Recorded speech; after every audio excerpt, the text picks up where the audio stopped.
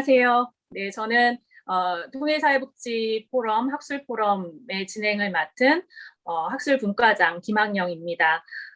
저희가 오늘 이제 제17차 통일사회복지 포럼의 학술 포럼이고요. 마지막 올해 상반기 마지막 포럼입니다. 그래서 모두 오늘의 시간을 보다 더 뜻깊게 함께 해주셨으면 감사하겠습니다. 오늘의 그 주제는 북한의 노인에 대한 이해입니다. 저희 학술 포럼에서는 상반기 동안 다양한 연령층의 북한 주민에 대해서 알아보고 있는데요. 이제 지난 시간까지 아동, 청년, 그리고 장년층에 대해서 알아보았고, 오늘은 마지막 순서로 북한의 노인에 대해서 함께 공부해 보고자 합니다. 오늘의 강의를 맡아주신 우리 강사님은 선문대 국제경제통상학과 교수로 재직 중이신 송철종 교수님이십니다. 교수님께서는 그 한국보건사회연구원의 연구원으로 계시면서 통일사회보장연구센터장을 역임하셨습니다. 경제학자이신데요.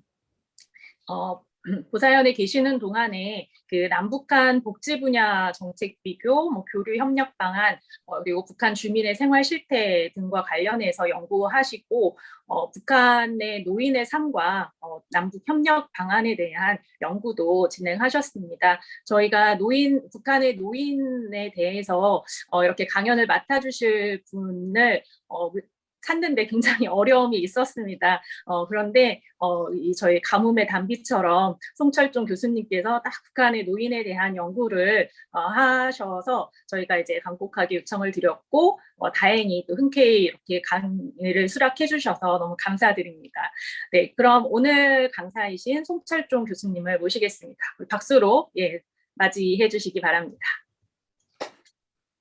네, 고맙습니다. 방금 소개받은 선문대 국제경제통상학과 송철종입니다. 말씀 들으셨던 대로 제가 한국보건사회연구원 통일사회보장연구센터에서 일을 하다가 작년에 여기 선문대 국제경제통상학과로 옮겼는데요.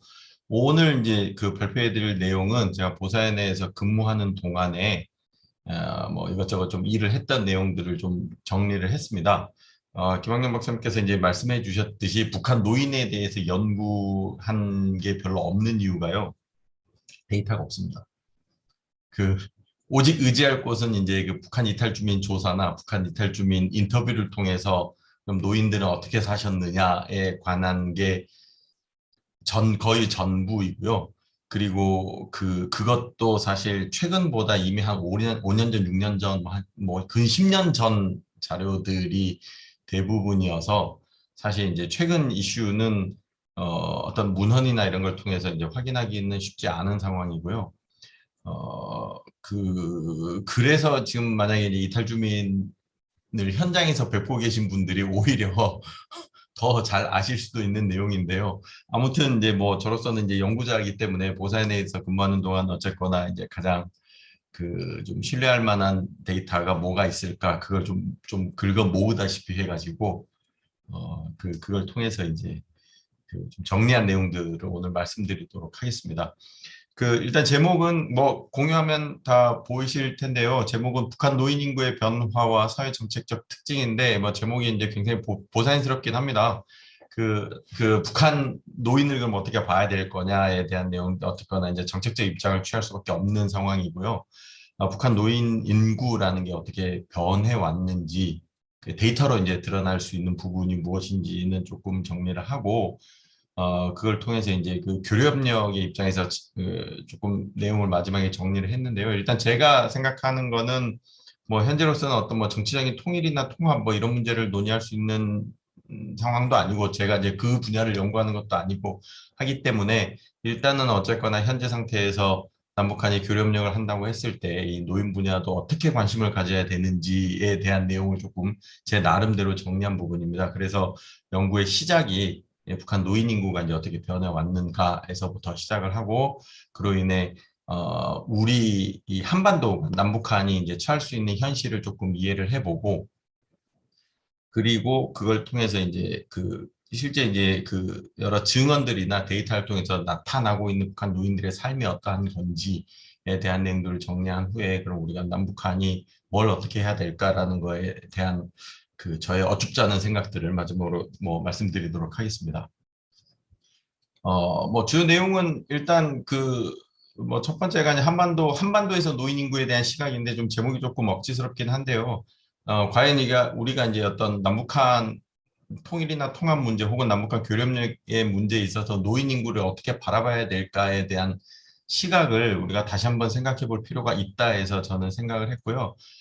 저는 이제 관련 연구들을 다 일단 교류협력의 입장에서 연구를 하고 또 작년에 제가 참여했던 것 중에 하나가 이제 공동체적 입장에서 남북한 문제를 조금 보는 문제를 제가 연구에 참여한 적이 있었기 때문에 일단은 그러한 시각에서 좀 보는 내용들입니다. 그래서 우리가 노인 인구를 어떻게 바라봐야 될까? 노인 인구라는 게 사실 어느 한 시점에는 노인 인구가 존재하지만 뭐 이미 지금 젊은 세대들도 언젠가는 노인 인구가 될 거기 때문에 이거는 좀 그 장기적인 관점에서 미래지향적으로 조금 봐야 될 문제이기 때문에 이 시각을 조금 제 생각을 말씀드리고 그리고 나서 이제 데이터에서 드러나는 노인 인구 구조의 변화 그게 이제 우리 이 한반도의 남북한의 어떤 문제로 다가올 수 있는지 한번 살펴보고 세 번째로 이제 이런 사회정책적 특징들이 뭐가 있는지 우리가 데이터로 혹은 이제 사회복지 분야에서 이제 정리할 수 있는 내용으로 크게 이제 두 가지인데요. 이제 소득 보장이 충분한가와 건강이나 이제 보건의료가 혜택이 잘 주어질 수 있는가에 대한 부분들 위주로 정리를 하고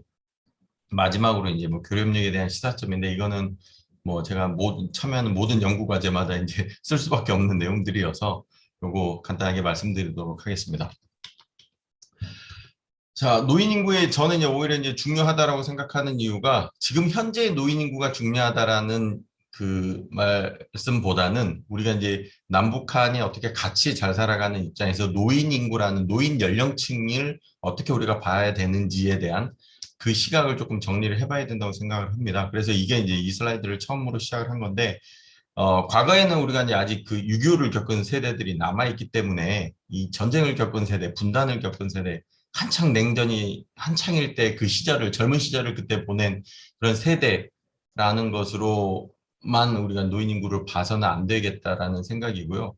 이미 그 많은 데이터를 통해서도 그 북한 이탈 주민 조사에서도 드러나고 있듯이 지금 뭐 그 북한에 있는 젊은 세대들은 사실 그 남한 문화에 이미 많이 접해 있는 세대이기 때문에 지금 저기서 바라보는 뭐 전쟁이라든지 냉전이라든지 서로 총칼을 겨누고 싸우고 있는 그러한 인식을 가지고는 더 이상 노인 문제를 봐서는 안 된다라는 생각인 거고 이들도 언젠가는 노인들이 될 거기 때문에 그렇다면 우리가 노인 연령층에 대한 문제를 어떻게 해결을 해야 될 건가 결국 뭐 이제 장기적인 시각이 필요할 수밖에 없다라는 내용이고요. 또 하나 이제 요즘 한참 뭐 이번 정권이 들어오면서는 뭐 이 얘기가 아직은 뭐 잘 드러나진 않는데 한창 전 정권에서부터 그리고 북한도 마찬가지였고요. 그 지속 가능성에 대한 문제가 굉장히 많이 대두가 됐습니다. 그래서 이 지속 가능성의 문제를 우리가 한번 뭐 같이 놓고 노인 문제를 바라봐야 되는데요. 여기에는 제가 쓰지는 않았는데 제가 생각하는 여기 지속 가능성은 크게 두 가지예요. 그러니까 남한이 됐든 북한이 됐든 이 두 나라가 두 체제가 어쨌거나 유지돼야 된다라는 관점, 지속이 가능해야 된다라는 관점과 저는 여기에 이제 남북한이 뭔가 공동체가 됐건 그냥 교류협력을 하는 것이 됐건 그게 지속 가능해야 된다라는 두 가지 입장을 같이 저는 지속 가능성에 놓고 있거든요. 그래서 그런 것들을 보고 한번 생각을 해봐야 되는데요. 그 어쨌거나 그 뭐 많이들 알고 계시겠지만 그 남한은 우리나라는 저출산 고령화가 이미 굉장히 심한 상태이기 때문에 뭐 잘 알고 계실 테고 북한도 저출산이 많이 보이고 많이 나타나고 있고 특히 이제 고령화도 북한도 이제 그 고령화사에 진입을 했다라고 지금 그 보고 있기 때문에 이 저출산 고령화라는 것은 뭐 남북한이 이제 같이 처해 있는 상황이다라는 거죠. 그래서 이 문제를 우리가 한번 뭐 조금 들여다봐야 될 필요가 있다라는 거고요. 두 번째, 지속가능 발전이라는 것은 전 세계적인 추세입니다. 아직까지는 뭐 현재로서는 지속가능 발전이라는 게 전 세계적인 추세이고 유엔이 하고 있는 저 SDG라는 게 이미 북한도 참여를 했고요. 그리고 작년에 그 국가별 갑자기 우리말로 생각이 안 나는 5년 북한이 유엔하고 5년짜리 그 SDG 프로그램을 진행을 했고요. 그 5년에 대한 결과 보고서를 작년에 코로나 시국에도 내놓긴 했습니다. 제가 이렇게 쭉 봤는데 일단 내용상으로는 조금 제 개인적인 느낌으로는 북한이 조금 뻥튀기를 많이 해놓은 상태인 것 같고요.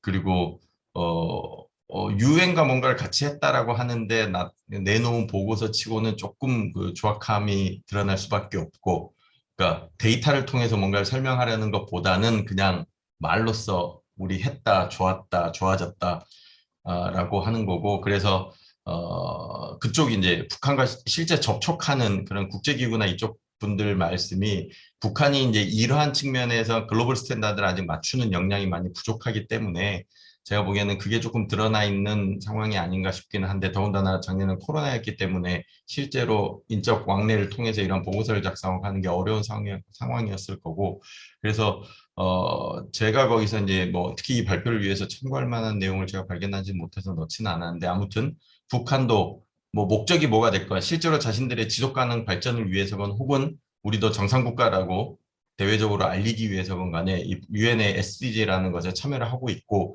아직까지는 긍정적인 그 뭐 제스처를 취하고 있기 때문에 우리도 이제 뭐 이걸 같이 어쩌면 기회를 엿봐야 되는 문제일 수도 있다라는 거고요. 그래서 앞으로 어쨌거나 저출산 고령화가 특히 이제 고령화가 지속된다면 노인 인구 비중은 이제 커질 수밖에 없는 문제인 거고, 이 저출산 고령화는 우리나라도 그렇고 사실 이제 지속 가능성을 위협하는 그런 것으로 인식을 할 수가 있기 때문에 이 문제를 가만히 우리가 그냥 북한은 북한대로 놔둘 문제가 아니다라고 생각을 하고 있습니다. 그래서 상호 노력을 해야 된다. 제가 주장하는 것은 그거였습니다. 어차피 둘 다 지금 공동의 문제를 지금 처해 있는 상황인데, 다만 그 그러니까 우리가 먼저 겪고 있고 북한은 지금 나중에 겪고 있는 상황인데, 이걸 이제 같이 조금 뭘 해보는 그런 문제로 접근을 해봐야 되지 않을까. 그런 차원에서 이제 노인 인구, 노인 연령층에 대한 시각을 우리가 조금 뭐 좀 미래지향적이고 장기적이고 지속 가능 관점에서 좀 바라봐야 된다. 우리가 앞으로 노인 인구가 됐을 때 그제서야 뭔가를 하는 것보다는 지금부터 이제 꾸준히 뭔가를 만들어 놓으면은 앞으로 이제 노인층으로 들어가게 되는 인구들이 이제 그게 무엇이 됐건 혜택을 누리게 되는 거기 때문에 그러한 시각으로 이제 좀 바라보자는 겁니다. 그래서 일단 데이터상으로 드러난 걸 보면은 뭐 많이들 알고 계시는 지표예요. 그래서 이제 지표에 대한 설명을 뭐 해놓기는 했는데, 많이들 보는 게 이제 노인 인구 관련해갖고 이 노년 부양비인데, 우리나라는 뭐 21.7%고 북한도 꽤 1993년에 비해서는 2배 가까운 증가가 이루어지긴 했죠. 그래서 북한도 노년 부양비에 대한 노년 부양비로 보는 것은 이제 노인 인구에 대한 어떤 그 어, 경제 전체의 어떤 뭐 부담이라고 해야 될까, 보통 이제 부담이라고 얘기를 하는데, 유소년 부양비도 이제 무시할 수 없다라는 거죠. 그러니까 생산 가능 인구 대비 14세 이하 유소년 인구 비율이 북한도 이렇게나 많이 줄어들고 있다라는 겁니다. 그러니까 이게 저출산의 문제로 우리가 보고 있는 지표 중에 하나인 거죠. 그래서 노령화 지수라는 것은 유소년 대비 노년의 비율인데, 그죠?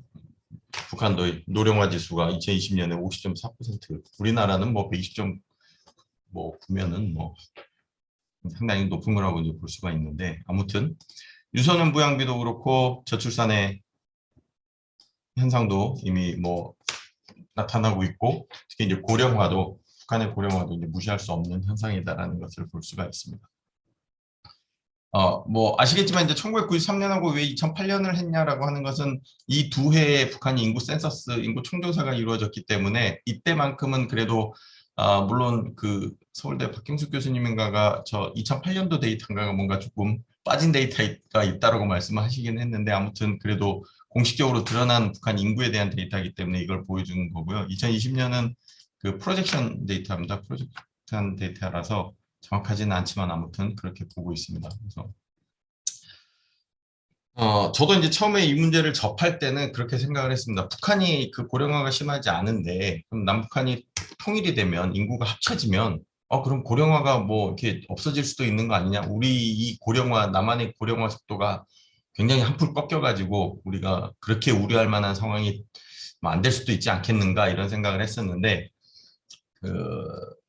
지금은 통일연구원에 있는, 당시에 이 연구했던 당시에는 한국은행에 있었는데, 최정 박사가 이제 관련해서 북한 통일과 고령화라는 이제 논문을 통해서 실제로 이제 고령화 경감 남북한이 통일이 된다고 해도 인구 통합이 된다고 해도 고령화 경감 효과가 그렇게 크지 않다. 일시적으로는 고령화가 경감되는 것처럼 보이긴 하지만 이게 경감되지 않으려면 제가 기억하기로 충분한 출산율이 뒷받침해 줘야 되는 상황이 시나리오가 있었던 것으로 기억하는데 그러한 게 지금 이미 저출산도 진행되고 있는 상황이기 때문에 제가 보기에는 이 통일이라는 게 이 한반도에서 지금 벌어지고 있는 이 고령화를 어떻게 해소하거나 혹은 굉장히 완화하는 그러한 것이 될 수는 없다라고 보면 결국은 이게 이제 뭐 고령화를 막기 위해서 남북한이 어떻게 해야 된다라는 것보다는 이 늘어나는 노인 인구에 대한 무언가를 우리가 해야 되지 않을까라고 생각을 합니다. 그래서 이제 사실은 아까도 잠깐 말씀드렸듯이 노인 인구에 대한 어떤 보장, 삶의 보장, 혹은 생활 수준을 어느 정도 수준으로 보장해 주는 것이라는 것은 사실 지금 현재 시점의 노인 인구만을 위한 게 아니라 결국 젊은 세대 자신을 위한 것들이죠.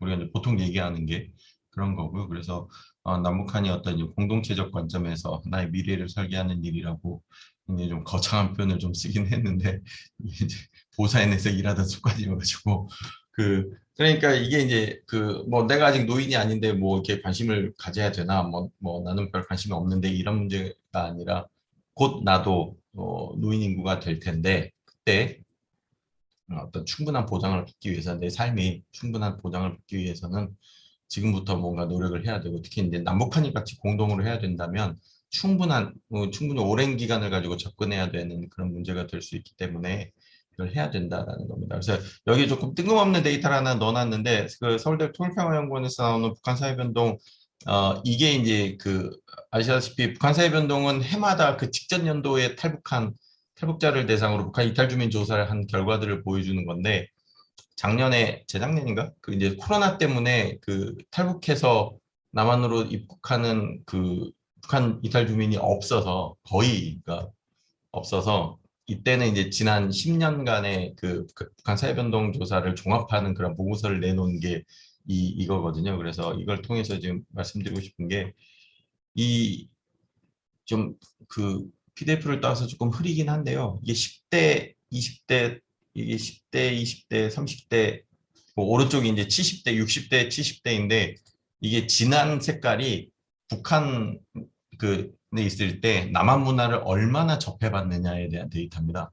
그러니까 여기 제 마우스 커서가 보이시는지 모르겠지만 10대, 20대, 30대는 뭐 거의 50% 북한 탈주민의 50% 10대, 20대, 30대 중에는 50%가 이미 남한 문화를 접한 상태에서 탈북을 해서 우리나라에 들어오기 때문에 이 남북 간의 어떤 격차의 문제는 어떤 문화적 차이나 이런 차이에서 오는 문제는 사실 가면은 해소가 될 수 있는 부분도 있긴 하지만 실제로 이제 이들이 그, 노인 인구가 됐을 때 발생하는 남북한 간의 노인 인구 사이의 격차는 뭐 지금부터 이 문화를 이렇게 접하듯이 지금부터 좀 같이 노력을 해야 된다라는 생각에 그러니까 이 젊은 세대부터 같이 그러니까 아까 말씀드린 대로 요 60대 특히 70대는 그냥 뭐 전쟁을 겪은 세대들 뭐 그냥 서로 뭐 싫어하는 거 아니야 뭐 이렇게만 치부하고 넘어갈 수 있는 그런 세대가 아니라 이제는 사실 이 30대, 40대, 50대를 바라보고 어떤 노인 인구에 대한 문제를 생각을 해봐야 되고 나아가서는 뭐 10대, 20대 문제도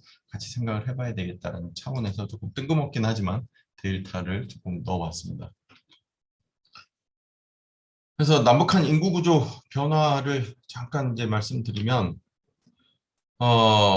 이게 북한 인구 구조 변화입니다. 1993년과 데이터가 실제 이제 인구 센서스에 의한 데이터가 있는 북한 인구 구조가 1993년과 2008년도인데 보시면 아시겠지만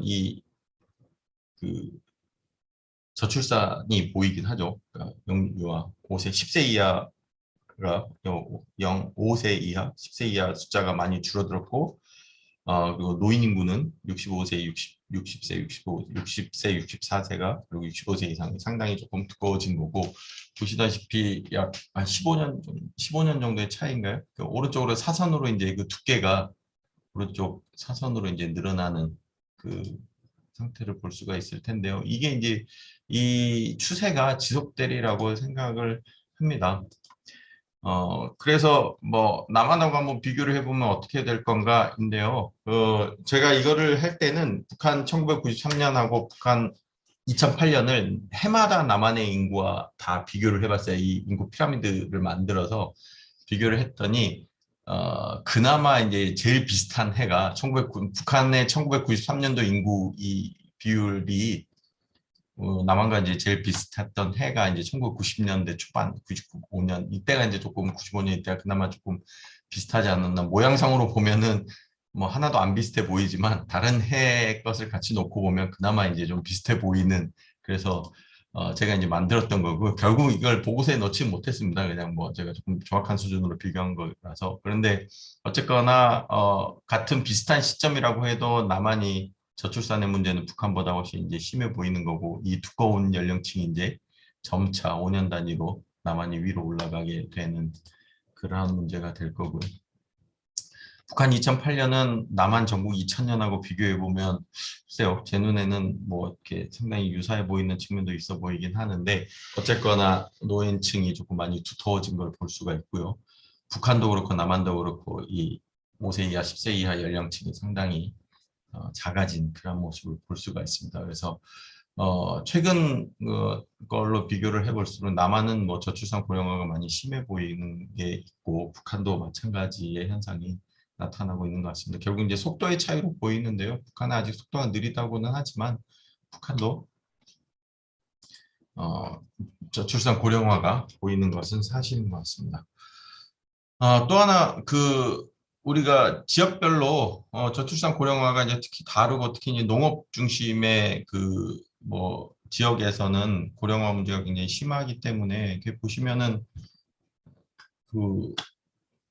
충청북도 1990년 충청북도가 두 개가 들어있네요.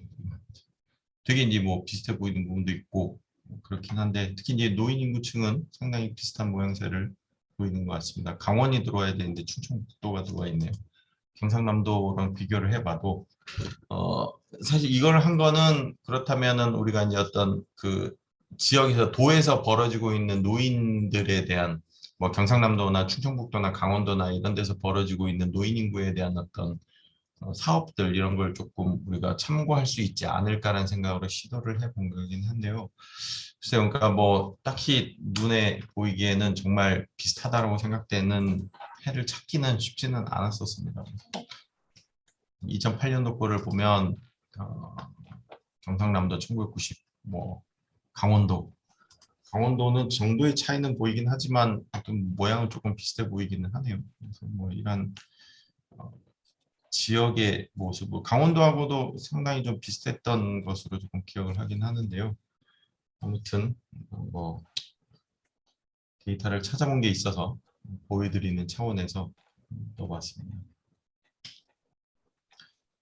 이건 아마 보내드린 강의 자료에 없을 겁니다. 제가 이거를 안 넣은 이유 중 하나가 이걸 제가 뭘 좀 하겠다고 지금 하고 있는 거에서 좀 가지고 온 거라서 보내드린 자료에는 안 넣었는데 남북한 노인 인구 구조를 조금 5세 단위로 이제 조금 비교를 한 건데요.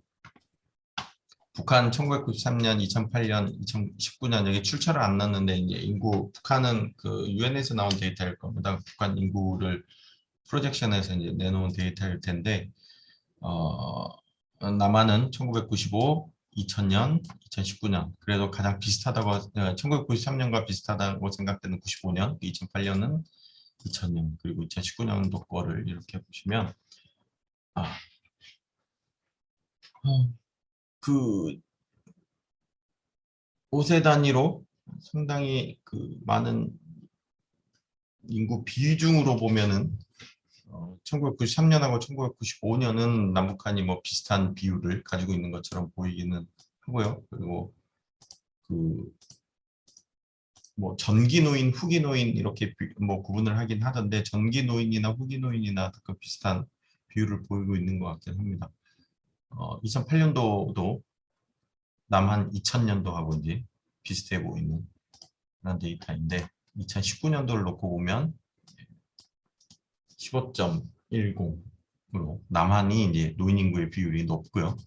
그리고 보시면 아시겠지만 전기 노인뿐만이 아니라 후기 노인도 굉장히 뭐 상당히 비중이 높아진 것을 우리 남한은 확인할 수가 있고요. 북한도 뭐 북한이 이제 프로젝션 한 거기 때문에 이제 서서히 증가하는 것처럼 보이긴 할 겁니다. 그런데 뭐 65세에서 69세 인구, 그다음에 이제 70에서 74세, 75세에서 그래서 북한도 1993년도나 2008년도에 비해서 이 전기노인, 후기노인이 조금 두터워지는 그런 것을 숫자로 확인할 수가 있습니다.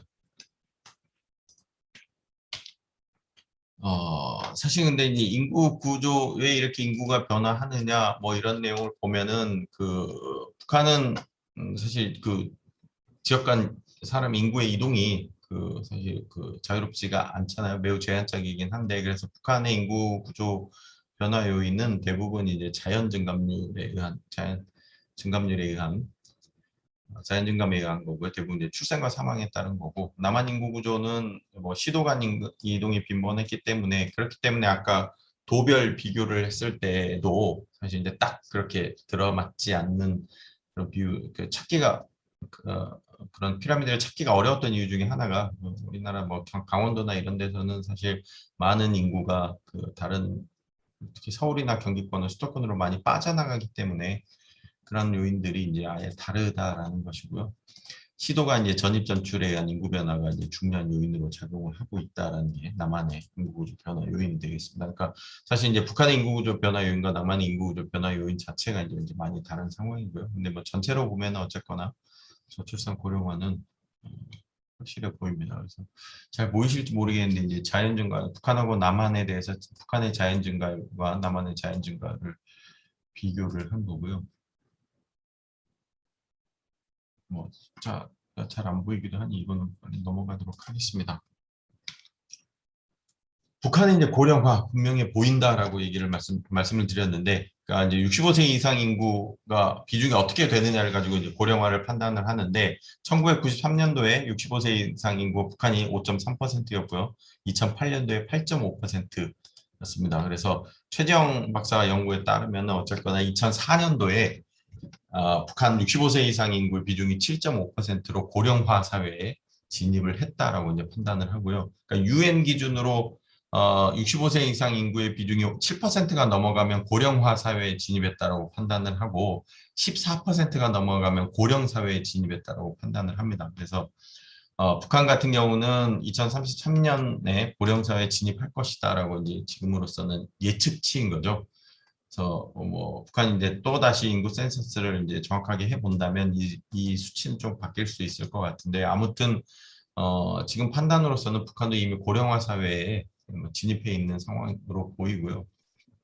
남한을 보시면 2000년도에 7.3%로 고령화 사회에 들어왔고 2018년도 뭐 14.4%로 이미 고령 사회에 진입을 했다라고 하는 거고 우리나라의 이 고령화 속도나 이런 것들은 뭐 이미 뉴스에서 많이 나오고 있는 거기 때문에 특히 이제 연금 관련해 가지고는 굉장히 민감한 이슈로 많이 나오기는 하죠. 그래서 뭐 익숙하실 거라고 생각을 합니다.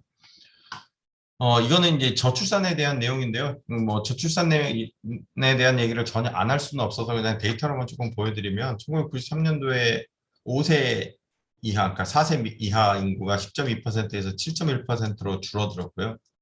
5세에서 9세 인구 비중은 1993년도에 9.1%에서 2008년도에 7.7%로 줄어들었다라는 것을 알 수가 있습니다. 뭐 저출산이 현상이 이제 보이는 것으로 생각되는데요. 뭐 90년대야 그 고난의 행복 때문에 꼭 저출산 우리가 생각하는 그러한 저출산 문제뿐만이 아니라 그 이제 태어나자마자 죽는 경우나 뭐 이런 그 보건이나 그 위생으로 인해서 사망하게 되는 그런 케이스들이 많이 보일 수 있는데 2008년도에 이렇게 많이 줄었다라고 얘기하는 것은 북한에도 그러니까 저출산이라고 부르는 그런 현상이 나타나고 있다라고 봐야 될 것 같습니다. 그에 따라 이제 뭐 또 고령화를 보는 여러 가지 지표 중에 하나죠. 기대여명을 보면 북한이 2021년도를 기준으로 보면 70.9세가 기대여명입니다. 기대 수명입니다. 그러니까 남자는 67.0세고 여자는 73.8세. 그래서 여자가 남자보다 이제 6.8세 더 오래 사는 것으로 이제 나타났고요. 이 차이는 뭐 남한에서도 비슷한 것 같습니다. 남한 2021년도를 보면 전체 83.4%, 4세까지, 그러니까 북한보다 한 12.5세 정도 더 오래 사는 것으로 이제 나오고 있는 상태고요. 남자는 80.5세, 여자는 86.3세. 그래서 남녀 차이는 5.7세인 것으로 보이는데요. 그래서 북한도 이제 기대연명이 2008년도에는 1993년도에 비해 2008년도에 많이 줄어들긴 했지만 기대연명이 다시 늘어나고 있지 않나 이렇게 생각이 되고 있습니다. 자, 그럼 이게 이제 지금까지 뭐 뒤에도 조금 데이터가 한두 번씩은 더 나오긴 할 텐데, 자, 그럼 이 고령화라는 게 특히 이제 저출산 고령화라는 게 왜 문제가 될 것이냐라고 이제 많이들 뭐 생각을 하실 텐데, 그냥 막연하게는 다 이게 뭐 좀 어려울 수 있는 상황이 올 것이다 라고 이제 많이들 생각을 하시는데, 이게 이제 어떤 측면에서 그 이 고령화라는 게 우리 경제, 특히 이제 우리 경제에 어떻게 영향을 미칠 것이냐라고 말씀을 드리면, 일단 인구 고령화라는 것은 뭐 기대 수명이 늘어나는 것뿐만 아니라 이제 우리로서는 이제 출산율이 떨어지고 있다라는 게 같이 작용을 해서 벌어지고 있는 것으로 볼 수가 있고요.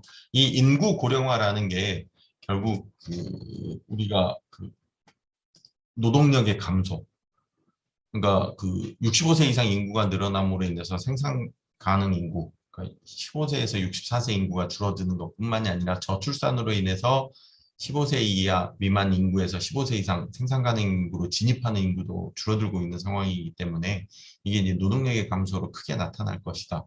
그에 따라 이제 뭐라고 많이 표현하냐면 경제 활력이 많이 사라질 것이다라고 얘기를 하는 거죠. 그걸 봐도 데이터로도 많이 나옵니다. 그러니까 그 노동자들의 생산 가능 연령 인구나 이 노동자들의 그 중위 연령을 계산해 보면 점점 중위 연령이 높아지고 있습니다. 그래서 노동력이 감소하는 것뿐만이 아니라 이제 실제 일을 하고 있는 노동자들의 그 연령대도 높아지고 있는 것을 확인할 수가 있고요. 이게 이제 노동 구성의 변화로 나타나기도 하는데, 이 표는 그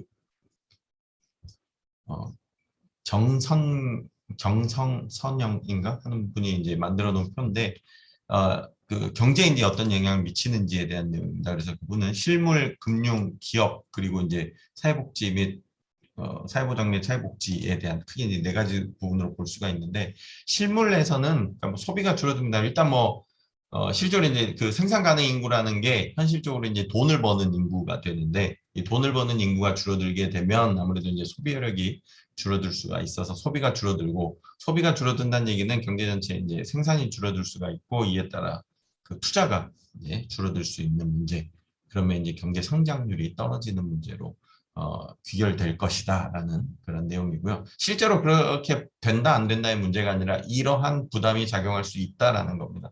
두 번째는 금융자산이나 실물자산 주택시장에 대한 문제도 여전히 중요한 문제로 될 수가 있습니다. 이거는 뭐 굉장히 사실 좀 안에가 백그라운드가 좀 복잡한 내용들이 들어있어서 뭐 일률적으로 이렇다라고 말씀드리기 조금 어려울 수가 있는데요.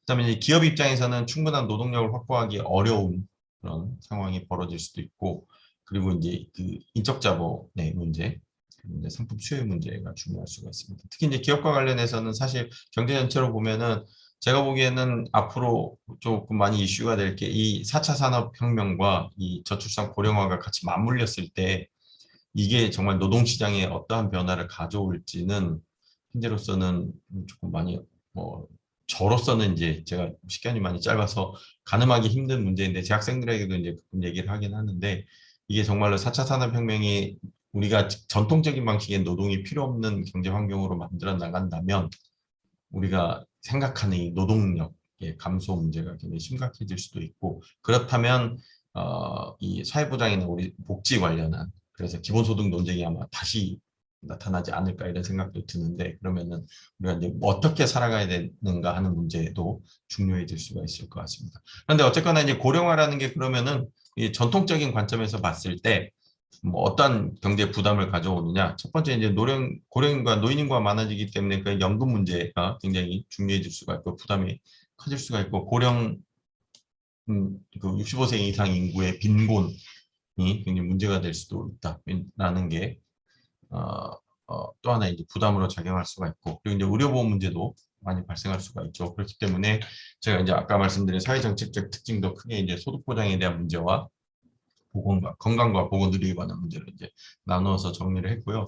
벌써 그래서 그 어젠가요? 그젠가요? 그 벌써 이번 정권에서 한다고 하는 게 말이 맞는지 모르겠는데 그 은퇴 연령을 65세에서 70세로 뭐 높여야 된다. 뭐 이런 얘기까지 지금 나오기 시작하는 걸로 봐서 어 이게 앞으로는 뭐 어쩌면 이번 정권에서는 좀그 굉장히 이슈가 될 수도 있는 문제가 될 것 같은데요. 그렇지만 본질은 바뀌지 않을 거라고 생각을 합니다. 그러니까 뭐 우리가 겪고 있는 이 고령화, 굉장히 빠른 속도의 고령화 문제, 그로 인해 우리 사회나 경제에 가져오게 되는 부담, 우리 국가가, 우리 나라가, 그리고 우리 뭐 경제가 져야 되는 부담들이 우리가 뭐 은퇴 연령을 65세에서 70세로 뭐 5세 뭐 5살 연장을 했다고 해서 그 문제가 본질적으로 해결되지는 않는다라고 저는 생각이 들고요. 그렇기 때문에 이제 아직은 우리가 이제 고령화라는 문제에 대해서 조금 본질적인 접근을 해야 되지 않을까 이런 생각을 가지고 있습니다. 자, 북한의 고령화는 아까 보여드린 데이터들이 뭐 이렇게 이제 데이터상으로는 나와 있는 거고, 고령화가 지속되거나 심화되면은 그럼 어떤 문제가 되느냐? 아까 제가 말씀드린 표로 보여드린 거는 이제 경제 전체에 어떤 영향을 미칠 것인가라는 것이고, 여기서 보여드린 것은 우리가 이제 흔히 말하는 사회복지 관점에서 말씀드리면 절대빈곤이 심해질 수 있다라는 거고, 아무래도 이제 노인 인구 같은 경우는 이제 소득 수준이 낮아질 수가 있기 때문에 절대빈곤이 굉장히 커질 수 있다라는 문제가 있고, 두 번째가 이제 세대 간 자원 배분의 불평등이 발생할 수가 있다라는 겁니다. 그러니까 경제학적으로 말씀드리면 사실 이제 그 15세 미만의 연령과 15세 미만의 연령은 이제 15세 이상의 생산 가능 인구에 의해서 삶을 보장받게 되는 거죠, 사실은 구조상으로는. 그리고 이제 노인 인구에 대해서는 흔히 말하는 이제 노후 보장을 해놓은 것과 함께 이제 젊은 세대, 자식 세대들로부터의 어떤 이전이나 이런 것들로 인해서 삶을 조금 뭐 생활을 영위할 수가 있는 부분이 있기 때문에 이런 것들이 어떤 세대 간 자원 배분의 불평등 문제로서 뭐 나타날 수 있다라는 거고요. 그 사회보장 재정 부담이 이제 굉장히 커지게 된다라는 거죠. 그래서 해마다 뭐 아마 국정감사 같은 걸 하게 되면 연금 문제는 해마다 나오는 이슈가 되는 것이고요. 그게 이제 뭐 몇 년 언제 없어질 거냐 뭐 그런 이슈도 있긴 하지만 아무튼 그런 어떤 사회보장 재정의 문제는 부담이 굉장히 커질 수밖에 없다라는 거고 이게 이제 심각하게 이제 보는 의견으로서는 이제 국가의 지속 가능성이 굉장히 크게 훼손될 수 있다. 우리의 재정이 대부분 이 사회보장 재정으로 투입이 된다면 어쩌면 그게 이제 우리나라의 지속 가능성에 큰 부담으로 작용할 수가 있다라는 거고 여기서 말씀드리는 것은 뭐 남한만의 문제는 아니라고 저는 말씀드리고 싶은데요. 북한도 마찬가지로 저출산 고령화가 있고 북한이 워낙 지금 최빈국이기 때문에 현재 해마다 그 신년사에서 그 나오고 있는 얘기가 어떻게 하면은 좀 잘 살아볼까? 어떻게 하면 식량을 더 많이 생산해서 더 많은 먹거리를 만들어낼 수 있을까? 어떻게 하면은 그 과학기술을 발전시켜서 뭔가 좀 잘 살아볼까에 대한 얘기가 나오고 있기 때문에 북한 사회에서도 아주 중요한 문제라고 저는 생각을 하고 있습니다. 뭐 방금 말씀드린 내용을 조금 이제 마지막으로 정리를 해드리면 남북한 모두 고령화는 이미 시작되어 있는 상태에 있고 이거를 뭐 시작된 지 오래된 거죠. 그리고 이제 통일이 고령화의 해결책은 아니라는 거 이미 뭐 연구에도 나타나 있고 많은 분들은 아마 인식하고 있을 거라고 생각이 듭니다. 그리고 이제 고령화라는 게 통일의 걸림돌로 작용할 수가 있다라는 겁니다. 뭐 옛날로 치면은 노인 인구가 그 전쟁을 겪은 세대들이 아직 많아서 서로 굉장히 적대적인 감정이 많이 남아서 어쩌면 그 당시 예전에는 통일의 걸림돌이 그러한 그 인식의 차이에서 올 수도 있었는데 앞으로는 이게 굉장한 그 남아있건 북한이건 어떤 부담의 문제로 일단 재정 부담이 됐건 혹은 이 국가 차원의 정부 차원에서 부담이 될 수가 있기 때문에 이게 이제 통일이 된다라고 하면 통일 비용이 굉장히 커질 수 있는 문제도 존재한다라는 것을 이해해 볼 필요가 있을 것 같습니다. 그렇기 때문에 이제 뭐 가끔씩 이제 제가 그 보사연에 있을 때는 보통 1년 단위 연구를 하기 때문에 연구를 시작할 시점에는 남북한이 관계가 굉장히 좋아가지고 보고서에 쓰고 싶은 말들이 많았다가 연구를 종료할 때쯤 되면 뭐 저기 뭘 폭파시키고 막 이러면서 서로 사이가 안 좋아져가지고 아무리 제가 그 이걸 연구를 기획할 때 했던 희망적이고 장밋빛 얘기를 써봐야 쓰면서도 이게 공연불이구나. 그냥 뭐 아무도 듣지 않는 그런 뭐 산속에서 메아리 치는 뭐 소리치는 그런 거 같구나라는 생각을 하긴 하는데요. 아무튼 어쨌거나 공동체적 관점에서 이제 공동의 문제를 같이 한번 노력해보자라는 인식은 계속 유지하고 있어야 될 것 같습니다. 뭐 사실 우리나라도 역대 정부들 보면 그런 인식은 계속 가지고 있었던 것 같고요.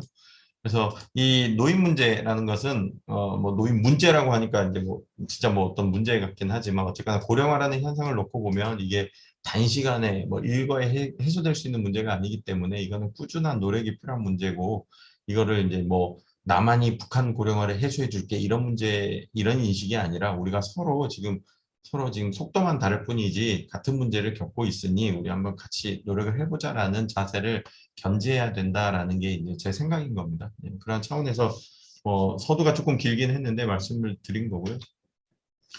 북한 노인의 사회 정책적 특징을 이제 뭐 간단하게 말씀을 드리면 이거는 뭐 특히 북한 이탈 주민 그 노인층의 북한 이탈 주민을 접해 보신 분들이 이미 다 알고 계실 내용일 것 같긴 한데요. 특히 이제 소득 보장하고 이제 건강하고 보건 의료 이 두 가지 차원에서 데이터를 중심으로 이제 말씀을 드리면 뭐 두 가지 를 일단 먼저 말씀을 드리면 개인화와 시장화가 진행되었다. 이미 오래전부터 많은 보고서에 나왔던 얘기들입니다. 특히 이제 북한은 무상배금, 무상의료, 뭐 정부가 모든 것을 책임져 주는 그러한 제도를 다 구축하고 있기는 하지만 뭐 고난의 행군을 지나면서 이게 더 이상 작동하지 않는다라는 것은 이미 잘 알려져 있고요. 그래서 결국 북한 노인들도 국가에 의지하는 게 아니라 이제 개인이나 시장에 의존하고 있다라는 겁니다. 이거는 북한 이탈 주민 증언을 통해서도 나오는 건데요. 그러니까 젊었을 적 그래도 돈을 많이 모아놓은 노인들이나 혹은 그래도 자식들이 좀 돈을 풍족하게 버는 노인들은 그래도 이런 어떤 개인화 현상으로 이해할 수 있지만 그렇지 못한 노인들은 사실 이제 장마당에 나가서 자신이 직접 돈을 벌어야 되는 상황이 많이 벌어지고 있다라는 게 개인화와 시장화의 이제 대표적인 예가 될 것 같고요. 보건복지 영역에서도 마찬가지로 개인화와 시장화가 이제 지속이 되면 이게 결국 이제 부익부, 빈익부, 불평등의 문제로도 작동을 하기 때문에 이게 큰 이슈가 될 것 같습니다. 특히 이제 북한과 같은 최빈국에서는 이게 이러한 형태의 개인화와 시장화 그에 따라 이제 뭐 불평등, 소득에 따른 그 불균등, 불평등의 문제는 결국은 우리가 이제 기본권이라고 보통 얘기하는 생명권이라든지 뭐 건강권이라고 하는 뭐 다양한 이름으로 붙어 있는 이런 기본권들을 제대로 이제 보장받지 못하는 그런 계층이 나올 수밖에 없다라는 거기 때문에 이거는 뭐 오래전부터 많은 연구를 통해서도 드러났던 내용입니다. 그리고 또 하나 이제 말씀을 드리면 북한에도 이제 뭐 아시다시피 그 특히 이제 보건복지 영역에서도 지역적 편차가 굉장히 큰데요. 이건 뭐 저개발 국가나 이런 저소득 국가에서는 당연한 결과라고는 해도 그렇다고 해서 뭐 이거를 뭐 그건 당연한 결과잖아라고 뭐 넘길 수 있는 것은 아니고 어쨌거나 북한 사회가 가지고 있는 어떤 특징이고 현상이기 때문에 이것도 같이 고려를 해야 된다라고 하는 게 제가 말씀드리고 싶은 내용입니다. 뭐 북한 노인복지제도 뭐 잘 아실 거라서 사실 저는 경찰을 전공해서 이게 아주 디테일하게 알고 있는 부분은 없는데요. 아무튼 뭐 국가에 의해서 모든 게 이루어지고 있고 그러니까 남한과 뭐 일대일로 매칭되듯이 제도가 이루어진 것은 아닌 것으로 알고 있고요. 어쨌거나 사회보장연금제도 같은 연로연금이라고 부르는 사회보장연금제도가 있는데 이게 이제 소득 재분배 기능을 하지는 못하는 것으로 이제 알려져 있고요. 퇴직연금제도 같은 건 없고 개인연금제도는 이제 뭐 존재하지는 않는데 북한이 말하는 이제 인체보험 같은 게 개인연금제도 역할을 할 수 있다라고 얘기되고 있고요.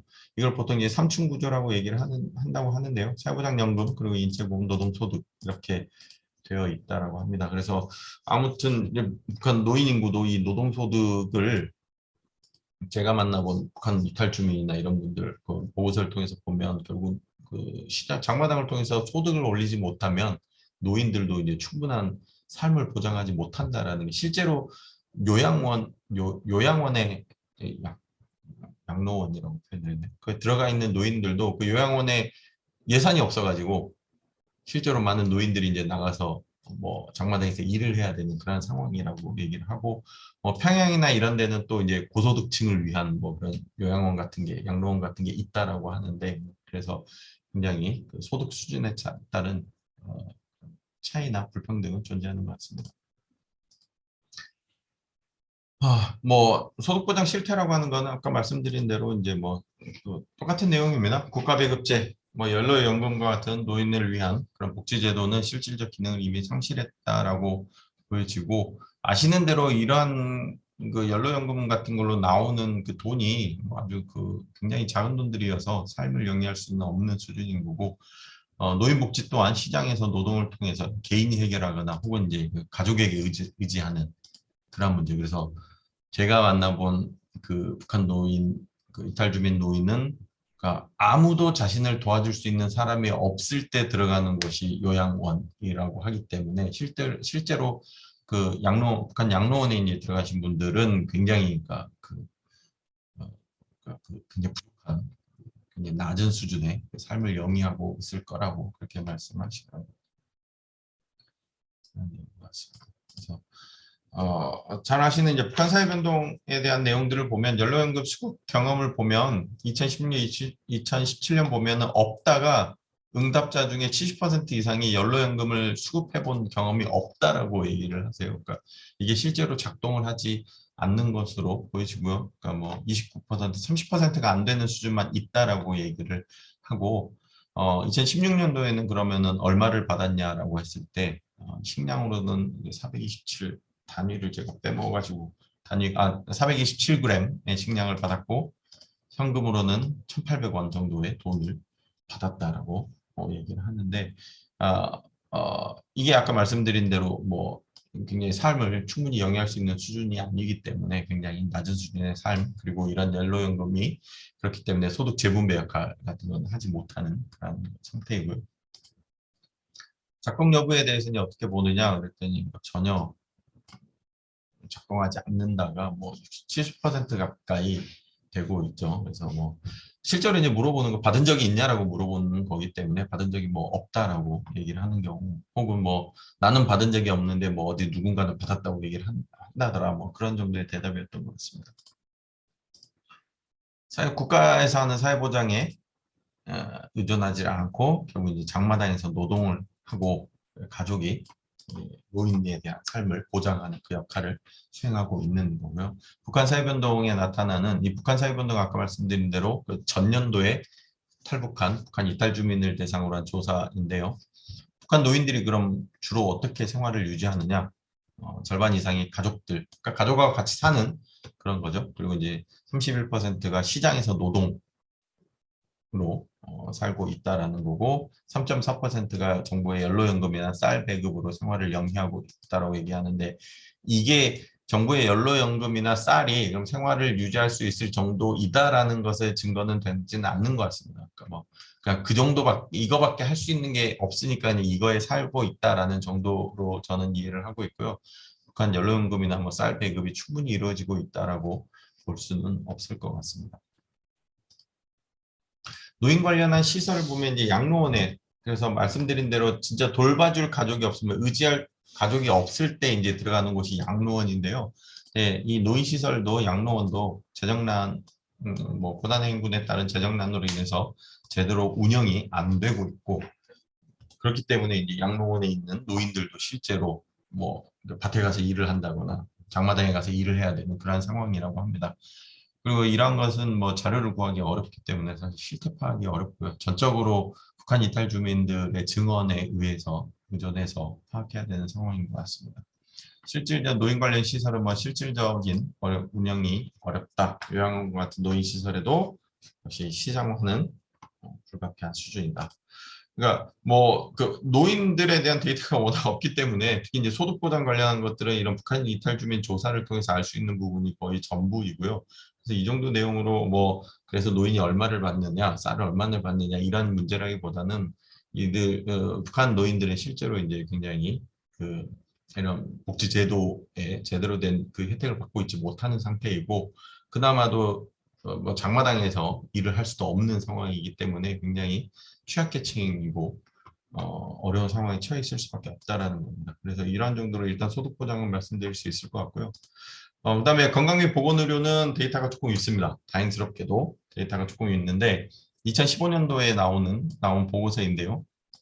소시오 이코노믹 데모그래픽 앤 헬스 서베이라 그래서 2014년도에 그 어디 유엔이 들어가 유엔 인구기금이 들어가 가지고 북한 통계청하고 같이 실제로 표본을 뽑아서 조사한 게 있는데 이 중에 이제 북한 노인들의 건강 상태나 이런 거에 대한 아주 일부 데이터가 존재하고 있습니다. 그래서 이 내용 위주로 조금 말씀을 드리도록 하겠습니다. 그래서 60세 이상 노인의 주관적인 건강 상태, 그러니까 주관적인 건강 상태니까 어떠세요라고 물어봤을 때 그냥 뭐 좋아요, 뭐 작년하고 똑같아요, 뭐 이렇게 대답한 수준인 거겠죠. 그래서 주관적인 건강 상태를 보면 60세부터 5년 단위 보면은 뭐 좋았다, 매우 좋았다, 그리고 뭐 좋았다, 굿에 대한 얘기와 그다음에 전년도 대비 전년도보다 좋아졌다 혹은 전년도랑 비슷했다라는 비율.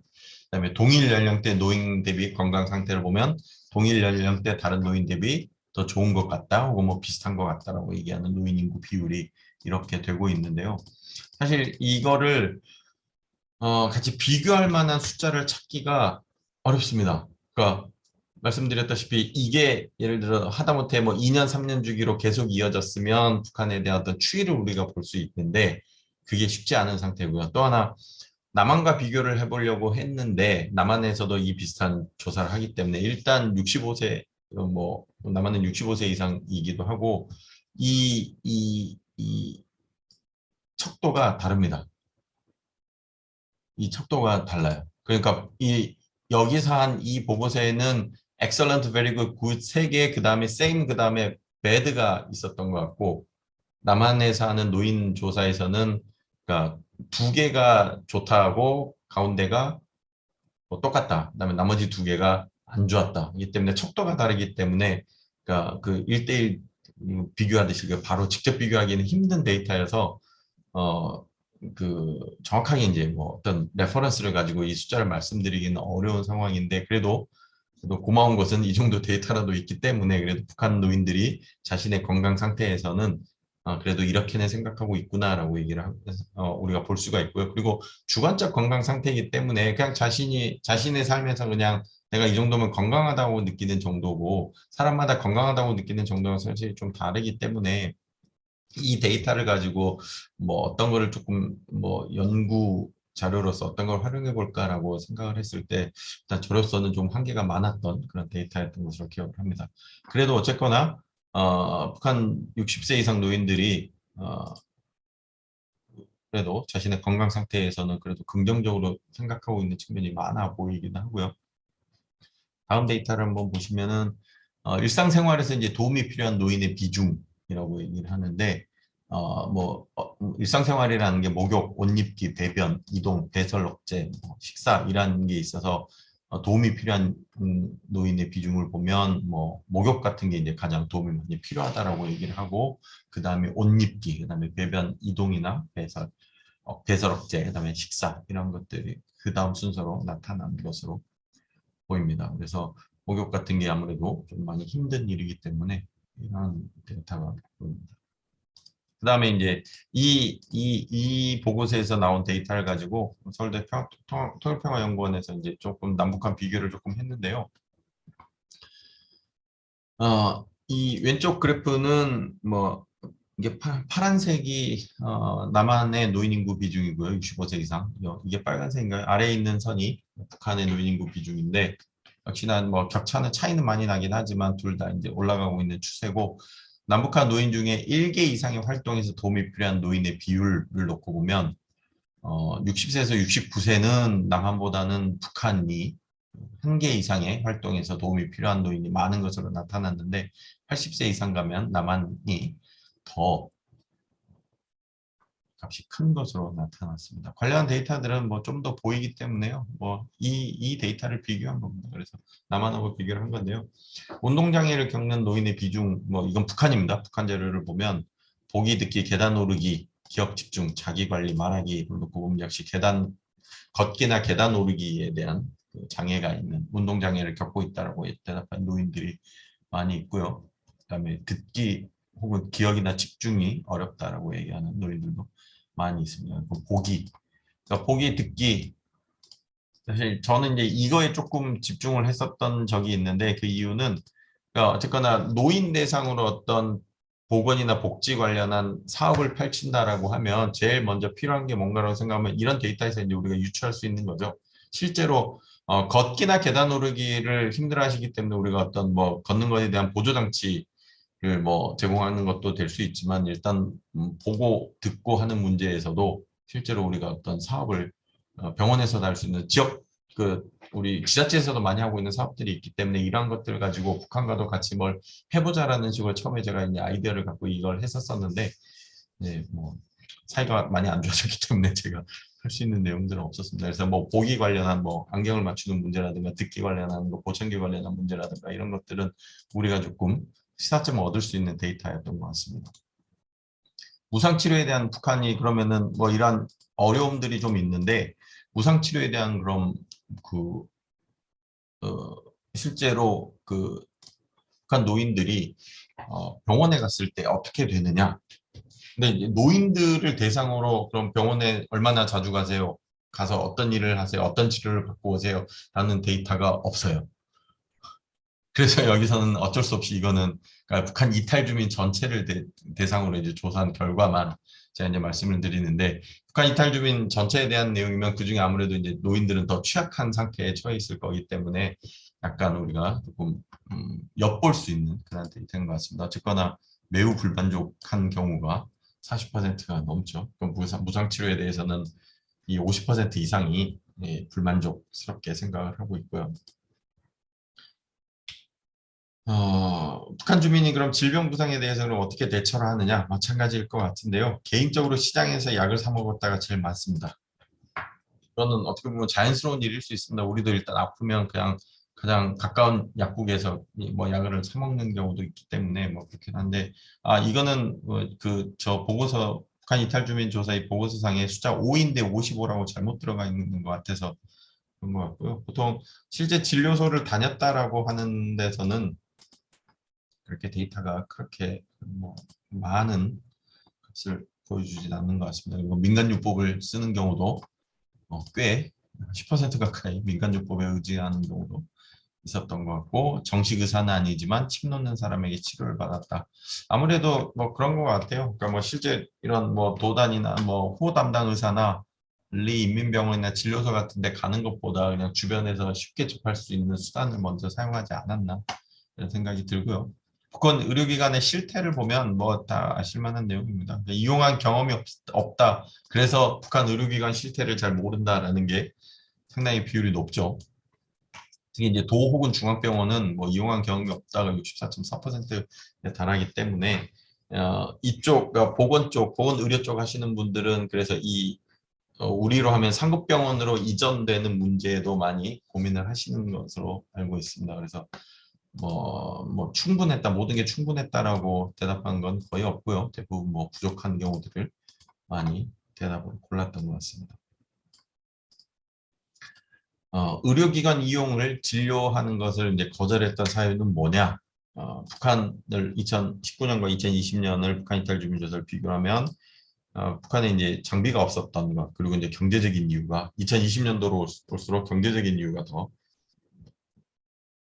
의료기관을 가지 않은 이유가 커진 것을 알 수가 있죠. 그리고 북한에서 자가 치료 경험이라는 게 있다라고 하는 게 2019년도에는 거의 뭐 75% 수준이고 2020년도에는 60% 수준으로 그러니까 거의 병원에를 잘 가지 않는 병원을 가지 않는 이유가 병원의 장비나 이런 시설이 충분치 않다는 것 그리고 이제 뭐 경제적으로도 충분치 않다라는 것이 것을 알 수가 있고 그렇기 때문에 결국 뭐 병원을 이용하는 것 자체도 소득이 충분히 보장이 되지 않으면 어려운 상황이다라는 것을 짐작해 할 수 있는 데이터입니다.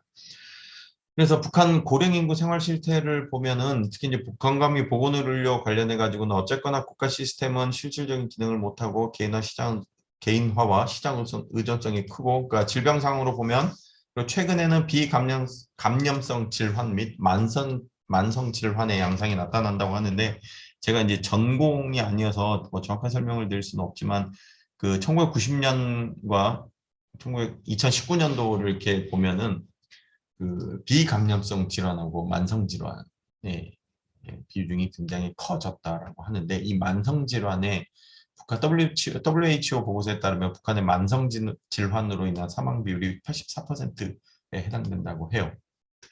그러니까 전 세계에서 만성 질환 사망 비율이 평균 70%인데 북한에서는 만성 질환으로 인한 사망률이 84%로 높은 거죠.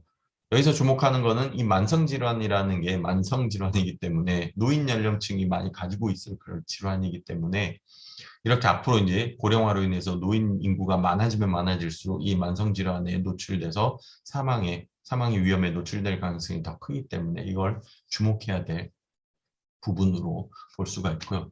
남한은 만성질환 유병률이나 장애 부담이 크고 만성질환으로 인한 조기 사망은 남한은 작게 나타나는데 북한은 오히려 만성질환으로 인한 조기 사망 부담이 큰 걸로 봐서 이 북한에서 이 만성질환으로 인한 사망이 커지고 있는 것은 조금 우리가 주목해야 될 상황인 것 같습니다. 그래서 이러한 상황 자체가 노인 인구에게는 큰 부담으로 다가갈 수 있다라고 하는 게 이 통일평화연구원에서 내놓은 보고서에서도 나타난 그런 내용입니다.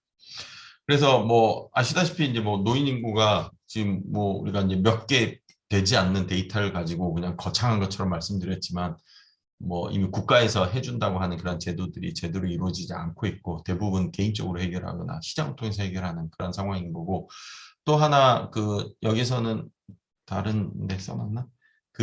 이 북한에서 비감염성 질환이나 만성 질환 양상이 나타나고 있다고 하는 건 사실 그 약간 그 선진국에서 볼 수 있는 특징이라고 해요. 그러니까 북한에서도 이 질환 양상이나 이런 것은 선진국적인 그 특징을 보이고 있으면서 동시에 이 저소득 국가의 특징을 같이 가지고 있기 때문에 이거를 계속 이제 주의를 기울여야 되는 그런 부분인 것 같습니다. 자, 이걸 통해서 이제 제가 생각했던 그 남북한 교류협력에 대한 시사점은 사실 그 많은 보고서에 그 보고서 주제에 따라서 여기저기 그냥 조금씩 이렇게 나누어 썼던 내용들이긴 한데요.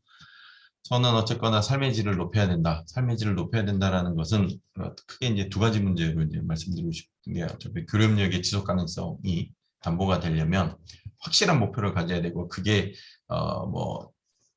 통일 뭐 해야 된다, 통합해야 된다 그런 것보다 어쨌거나 남한도 북한도 잘 살 수 있는 그런 세상을 만들어야 된다. 삶의 질을 높여야 되고 그러기 위해서는 이제 남북한 간의 격차를 줄여야 된다라는 관점에서 저는 항상 이 연구를 진행했던 것 같습니다. 그래서 결국 이제 북한 경제나 사회가 지속 가능성이 확보될 수 있도록 남한도 어떤 공동체적 관점에서 같이 노력을 해야 된다라는 거고요. 교류협력을 어떻게 추진해야 되느냐, 어쨌거나 큰 교류협력이라는 큰 그림을 가지고 있어야 되고 그 안에서 이제 작은 교류협력이라고 한때 전 통일부 장관도 많이 얘기를 했는데 굉장히 큰 단위의 교류협력으로 굉장히 거창하게 생각할 것이 아니라 현재도 그렇게 하고 있겠지만 굉장히 작은 단위로 한다라는 것은 이제 지역이 됐건 인구가 됐건 연령층이 됐건 굉장히 대상을 굉장히 분명하고 명확하게 만들어서 정해놓고 그에 따른 교류협력을 조금 실질적으로 실효성 있게 해야 된다라는 측면이고요. 그리고 그러기 위해서는 이 지속성과 결국 일상성, 그러니까 늘 하는 그런 교류협력으로 만들어야 된다라는 생각이고 이 작은 교류협력은 그래서 사업 분야를 이제 명확하게 가져가고 대상도 명확하게 가져가야 된다는 겁니다. 그래서 아까 말씀드린 대로 보기나 듣기에 어려움을 겪고 있는 어느 지역의 노인 연령, 몇 세 이상 연령을 대상으로 하는 어떤 남북한 교류협력 사업을 개발한다. 이런 식의 이제 노력들이 꾸준히 이어져야 된다라는 거고요. 항상 쓰는 내용이 결국 통계 자료가 필요하다. 저는 실제로, 그러니까 제가 굳이 얘기를 하자면 교류협력 그럼 뭐부터 해야 될까요? 남북한이 교류협력을 한다면 뭐부터 해야 될까요? 그러면 저는 1번이 통계 구축부터 해야 된다라고. 그러니까 우리가 가진 우수한 이 통계 구축의 능력을 가지고 북한과 같이 협력을 해서 북한에서 좀 양질의 글로벌 스탠다드에 맞는 데이터를 만들어내야 된다라고 얘기를 하지만 사실 이제 북한이 굉장히 싫어할 내용이기 때문에 어려움은 많이 있을 것 같습니다. 이 데이터라는 것은 현재 진행하고 있는 어떤 사업이 있다면 그 사업의 실효성을 높여주는 것뿐만이 아니라 향후 진행하게 될 어떤 정책이나 사업의 구체성이나 실효성을 또 담보할 수 있는 내용이기 때문에 굉장히 필요한 일이고요. 게다가 아까 말씀드린 대로 노인 인구에 대한 데이터는 굉장히 턱없이 부족한 상태이기 때문에 체계적이고 일관적인 자료 구축이 반드시 따라와야 된다. 아까 고맙게도 유엔 인구기금이 북한 노인 인구에 대한 데이터를 만들어냈는데 사실 그건 노인 인구를 대상으로 한 보고서가 아니고 아까 말씀드린 대로 소시오 이코노믹 데모그래픽 앤 서베이 헬스 서베이였기 때문에 이런 것들은 다 담고 있는데 여기에 그나마 북한 노인에 대한 게 있는데 거기에 아까 보여드린 표 5개, 그림 2개가 북한 노인에 대한 데이터의 전부입니다. 그래서 이것만 가지고는 우리가 이제 어떤 구체적인 그림을 그려낼 수가 없기 때문에 그런 노력을 반드시 같이 기울여야 된다라는 거고요. 뭐 사회정책적 특징을 고려한 시사점이라고 하는 것은 결국 교렵력 사업을 삶의 질에, 특히 이제 노인 대상으로 하는 삶의 질에 직접적인 영향을 줄 수 있는 무언가를 시작을 해야 된다라고 하는 거고, 특히 어쨌거나 북한이 그 국가 시스템적인 그 노인에 대한 시스템적인 그런 사회복지나 보건 정책을 펼치고 있지 못한다면 이들에게도 이제 특히 정기 노인을 대상으로 어떤 소득을 충분히 보장할 수 있는 그런 일자리를 마련할 수 있는 문제 같이 고민해 봐야 되고, 특정 대상을 통해서 교류협력 사업을 추진해야 되고, 교류협력 모니터링은 반드시 필수다. 이 모니터링이라는 것은 뭐 지켜보는 관리 감독 그 문제가 아니고요. 그러니까 어떤 사업을 한다고 했을 때 이 사업에 대한 노하우를 전수를 해주고 그에 따른 사후에 대한 어떤 관리도 같이 할 수 있는 부분을 정리를 해주고, 그걸 통해서 같이 이제 데이터를 구축해야 된다라는 그런 의미로 한 겁니다. 그래서 사실 처음에 이거 뭐 김학령 박사님이 연락이 왔을 때 이게 제가 어줍지 않게 북한 노인에 대해서 이걸 발표를 해야 되나 고민을 하긴 했었는데 어떻게 뭐 연락이 닿아서 연락을 해주셔가지고, 어쨌거나 제가 준비한 내용은 여기까지고요. 사실 새로울 게 없는 그 부분이어서 제가 이제 그동안 고사연에 있으면서 몇 년 동안 그래도 조금 들여다봤던 내용들 정리해서 말씀드렸습니다. 뭐 제 발표는 이 정도로 마쳐도 될 것 같습니다. 고맙습니다. 네, 감사합니다. 저희가 아까 처음에도 말씀드렸던 것처럼, 예, 그 북한 노인에 대한 연구를 하신 분들을 찾기가 정말 어렵고요. 예, 그 중에서 정말 가뭄의 단비처럼, 예, 홍철조 교수님께서 이렇게 연구를 관심 있게 계속 꾸준하게 하고 계셔가지고, 예, 저희가 부탁을 드렸는데, 오늘 이제 말씀해 주신 내용들 들으면서, 이제 북한 노인에 대한 데이터가 없다라는 것은 우리 모두가 다 알고 있는 내용이지만, 그 데이터를 가지고도 어떤 시각으로 또 바라볼 수 있을까에 대한 이런 관점을 또 제시해 주신 것 같아서 굉장히 좋은 강의였던 것 같습니다. 혹시 강의 내용과 관련해서 질문 있으신 분들, 아니면 뭐 이제 남북한 노인에 대한 어떤 의견들 주고 싶으신 분들 계시면 자유롭게 마이크 켜고 이야기해 주셔도 좋을 것 같습니다. 질문이 네네네. 있는데요. 네, 저는 이제 통사포럼 총괄 간사 어스미입니다. 그 교수님께서 보내주신 자료를 이제 미리 보면서 살짝 놀랬던 게, 저는 북한의 기대 수명이 굉장히 낮을 줄 알았는데 기대 수명이 생각보다 높더라고요. 그래서 그런 점에서 조금 놀라면서 조금 이제 오후에 이렇게 기사들을 찾아보니까 북한의 그 노인의 기대 수명이 높다는 걸 나오면서 저소득 국가, 그러니까 최빈국 국가와의 인구 양상이 아니라, 그러니까 최빈국 국가의 경우는 출산율이 높고 기대 수명이 낮은데 북한의 경우는 반대 다른 양상을 보이고 있다라는 그런 연구물을 봤는데, 혹시 그런 특별한 이유가 있는 것인지 좀 궁금하더라고요. 그래서 설명을 해주시면 감사드리겠습니다. 그러니까 그 인과적인 측면에서는 사실 그러니까 뭐 제가 뭐 디테일하게 말씀드릴 수는 없는데, 그러니까 북한 전체에 대한 내용을 일단 말씀을 드릴게요. 일단 북한은 어쨌거나 고난의 행군을 겪기 전까지는 그래도 자신들이 주장하는 대로 나름 잘 굴러가던 사회였어요. 그러다가 이제 고난의 행군을 겪으면서 그 굉장히 이제 폭삭 망한 거죠. 그러니까 그 전까지는 자기들 나름대로 굉장히 뭔가를 잘 갖추어 오다가 그게 이제 작동하지 않으면서 그러니까 북한 사회나 아까 제가 이제 질환 양상도 말씀드렸는데, 그래서 북한이 어떤 특징을 갖게 돼 있냐면 굉장히 어떤 잘 나가는 나라의 특징과 망한 이후에 그러니까 못 나가는 나라의 특징을 같이 가지고 있습니다. 그랬기 때문에 그러니까 북한은 계속 최빈국이었던 것만은 아닌 거예요. 굉장히 처음부터 그냥 최빈국에서 계속 최빈국이었던 것만은 아니기 때문에, 그러니까 지금은 최빈국이지만 북한의 여기저기에 남아있는 모습들은 그래도 과거에 최빈국은 아니었던 시절에 그런 것들이 많이 남아있어서, 그래서 북한을 보기가, 그러니까 북한에 대해서 북한이라는 나라에 대해서 어떤 레퍼런스를 찾기가 굉장히 힘듭니다. 그래서 뭐 이거를 우리나라 남한과 바로 비교하기도 힘든 부분이 있고, 그리고 또 계속 이제 지금 현재 북한과 비슷한 경제력이나 어떤 다른 부분에서 비슷한 국가도 바로 비교해도 잘 드러나지가 않습니다. 그래서 그런 관점에서 보면은 사실 이제 북한 그 기대 수명도 근데 사실 그거는 있어요. 2008년도가 1993년도보다는 살짝 낮아요. 그러니까 그렇게 늘었다라는 느낌이 안 들어요. 그러니까 15년의 기간이 지나겠죠. 우리나라는 15년 그 기간 동안 굉장히 이제 늘어나고 있다라는 게 기대감이 증가하고 있다라는 게 보이는데 북한은 그게 늘어나지는 않고 있거든요. 그래서 사실 그거는 고난의 행군의 여파가 아닌가 저는 그렇게 보기는 하는데 그런 모습이 있고 그리고 참 또 다른 통일연구원에서 진행하는 또 다른 보고서가 뭐가 있었냐면 북한의 이제 사회상을 보기 위해서 북한 주민들의 생활상을 이제 그 서베이를 한 게 있는데, 그러니까 그런 거예요. 집에 TV가 있나요? 냉장고는 있나요? 뭐 이런 걸 해보면 그 북한과 유사한 다른 나라들, 그러니까 북한과 비슷한 경제력을 가진 다른 나라들에 비해서 갖추고 사는 건 많다고 데이터가 나와요. 그러니까 뭐 TV도 있고, 뭐 뭣도 있고, 뭐 뭣도 있고, 그러니까 예를 들어 북한과 소득 수준이 비슷한 다른 나라, 예를 들어 아프리카의 어떤 나라다. 그 사람 주거 환경을 보면 집안인데도 아직도 흙바닥에서 살고 이러한 문제. 근데 북한은 그렇지는 않거든요. 그런 식의 데이터는 그렇게 안 나타나요.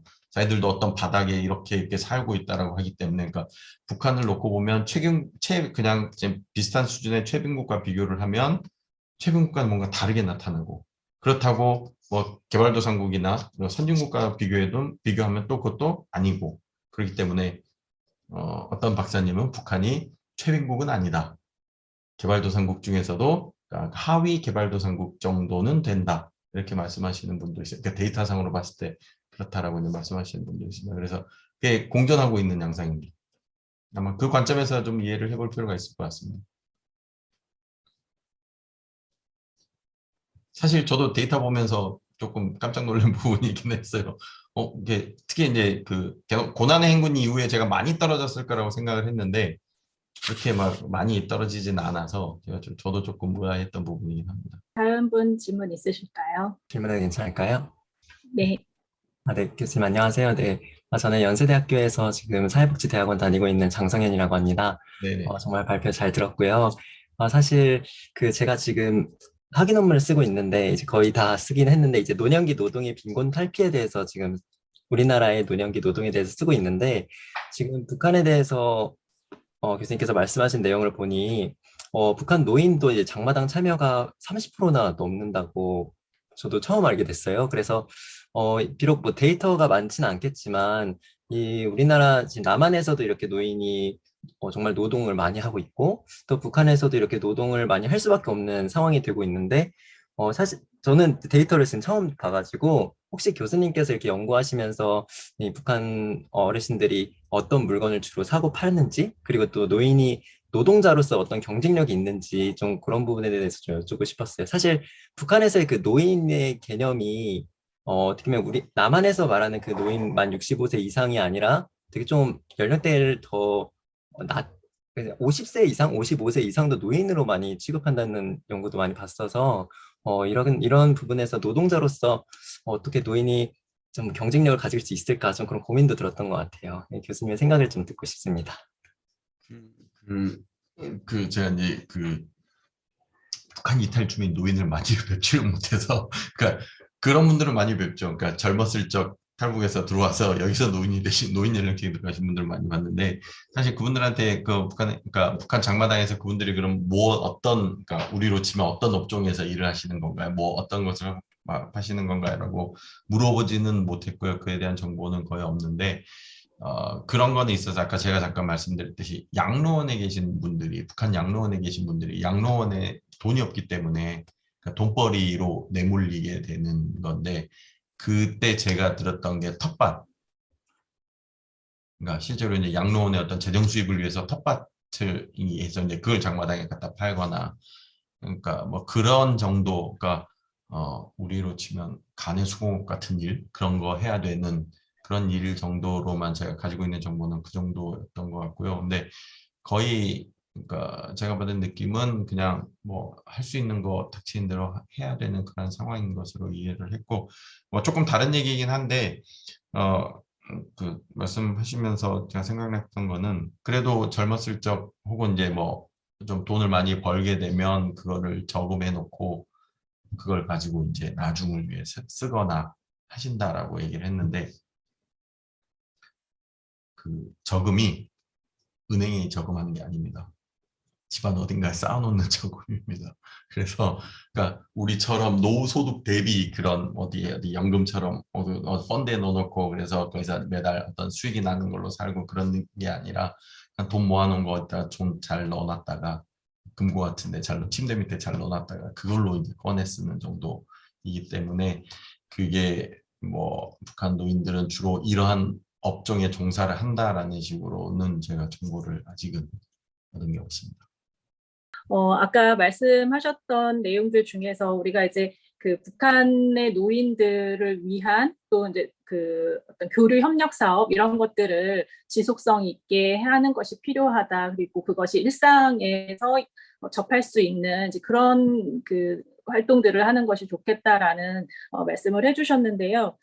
요즘에 이제 사회 분위기상 남북 교류 사업을 한다는 것이 쉽지는 않지만 그래도 이제 그 연구자로서의 그 견해는 어떠신지 그리고 연구를 하시면서 실질적으로 좀 이런 거는 한번 시도를 해보면 좋겠다. 아까 뭐 돋보기 이야기도 해주셨지만 혹시 그런 아이디어가 있으신지 여쭤보고 싶습니다.